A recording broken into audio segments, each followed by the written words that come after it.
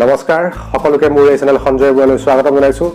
আজি এই ভিডিঅ'ৰ জৰিয়তে আপোনালোকক জনাম আমি যে ব্যৱহাৰ কৰোঁ যিবোৰ জোতা, সেই জোতাবোৰৰ যিটো সোলটো, যিটো তলি বুলি কওঁ, আমাৰ লোকেল ভাষাত তলি বুলিয়ে কওঁ, তল পৃষ্ঠ বুলি কওঁ, সেই এই সোলটো সদায় বগাই থাকে। মানে বগা মানে এইটো নহয় যে সব জোতাৰে তলিবিলাক সোলছবিলাক বগা থাকে, এনেকুৱা নহয়। কিছুমান এনেকুৱা জোতাও আছে যিবিলাকৰ সোলছটো বগা নহয়, বেলেগ ৰঙৰো থাকে। কিন্তু ৱৰ্ল্ডৰ বেছিভাগ জোতাৰে যিটো সোলছ, সেই সোলছটো বগাই থাকে। ইয়াৰ কাৰণ কি হ'ব পাৰে বাৰু? এই বিষয়ে জানিবলৈ বলক আমি ভিডিঅ'টোলৈ আগবাঢ়োঁ। আমি পিন্ধা বেছিভাগ জোতাৰে সোলছ অৰ্থাৎ তলপৃষ্ঠ বগা হয়। যদি আমি ইয়াৰ কাৰণবোৰ বিচাৰি যাওঁ তেন্তে দেখোঁ, 1 নম্বৰতে জোতা নিৰ্মাতা কোম্পানীসমূহে আমাৰ অভ্যাসবোৰ জানে। সেয়েহে আমাৰ পচন্দ মতে তেওঁলোকে জোতা ডিজাইন কৰে।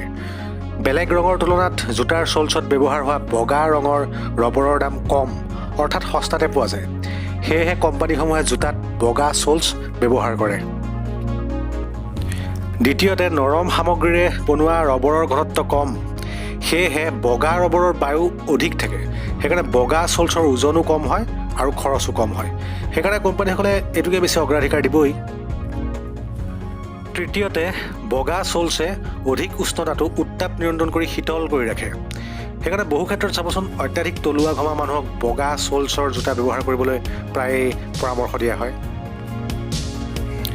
চতুৰ্থতে বগা ৰংটো যেতিয়া লেতেৰা হয় তেতিয়া সোনকালে আমাৰ চকুত পৰে আৰু ভাবিবলৈ আমাৰ মন মগজুক সক্ৰিয় কৰি তোলে যে জোতাযোৰ লেতেৰা হৈছে আৰু আমাৰ পিন্ধাৰ উপযোগী হৈ থকা নাই।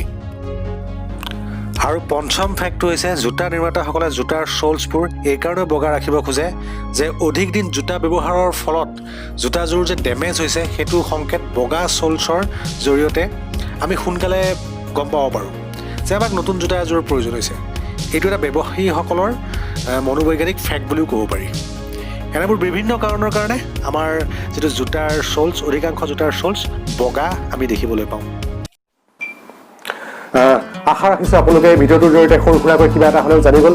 তেনেহ'লে আজিৰ এই ভিডিঅ'টো ইমানতে সামৰিলোঁ। পুনৰ লগ হ'ম এটি নতুন ভিডিঅ'লৈ। তেতিয়ালৈ সকলোকে বিদায়।